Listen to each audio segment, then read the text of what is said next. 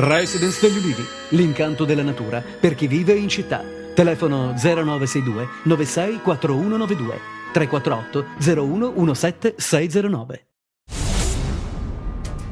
L'attività di contrasto all'abusivismo dei carabinieri di Tropea lungo la costa che passando per Capo Vaticano arriva fino a Nicotera ha portato alla denuncia di 6 persone. 3 le persone denunciate dai carabinieri di Spilinga a Santa Maria, una località turistica del comune di Ricadi soggetta a vincolo paesaggistico, e sempre nella stessa zona una donna di 61 anni. A Ioppolo denunciate altre 2 persone per reati contro l'ambiente.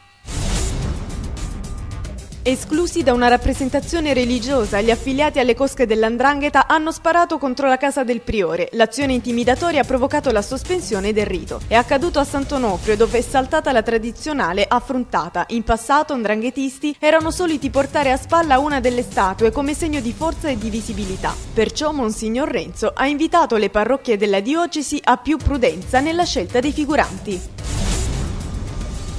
Inizia oggi l'iter per la valutazione dei risultati delle elezioni regionali del 28 e 29 marzo scorso da parte della Commissione Centrale della Corte d'Appello di Catanzaro. Al termine dell'esame si dovrebbe poi arrivare alla proclamazione ufficiale degli eletti in Consiglio regionale, dopo il pasticcio combinato la scorsa settimana nell'attribuzione dei seggi. Sull'esito delle elezioni pendono diversi ricorsi.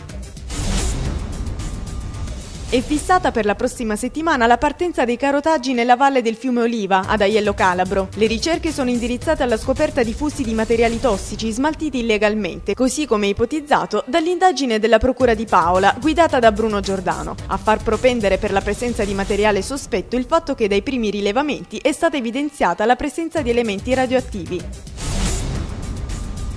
Tra la fine di maggio e l'inizio di giugno prossimo si potranno conoscere gli esiti della comparazione del DNA tra i resti delle persone decedute all'Istituto Papa Giovanni XXIII e i loro familiari. Per compiere tale operazione nelle settimane scorse sono state riesumate le salme ospitate presso il locale cimitero, poi analizzati dal RIS di Messina. L'inchiesta mira anche a dare un'identità ai diversi corpi trovati all'interno di ogni loculo, tutti privi di nome.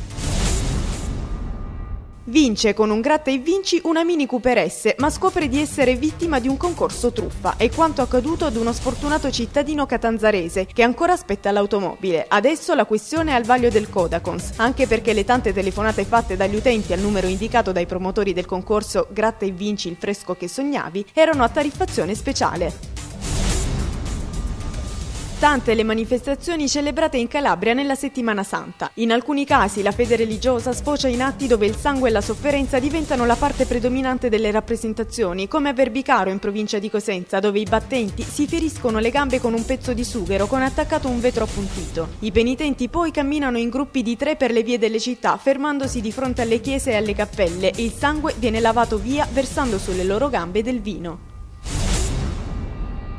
Storica Via Crucis del Venerdì Santo anche a Reggio Calabria, celebrata dall'arcivescovo metropolita di Reggio Bova Vittorio Mondello. La processione delle varette, figure di cartapesta della scuola napoletana, è partita dalla chiesa di Gesù e Maria, dove sono custodite, per poi arrivare alla cattedrale e passare per il centro storico cittadino. Nello stesso giorno a Catanzaro si è svolta la processione della Naca.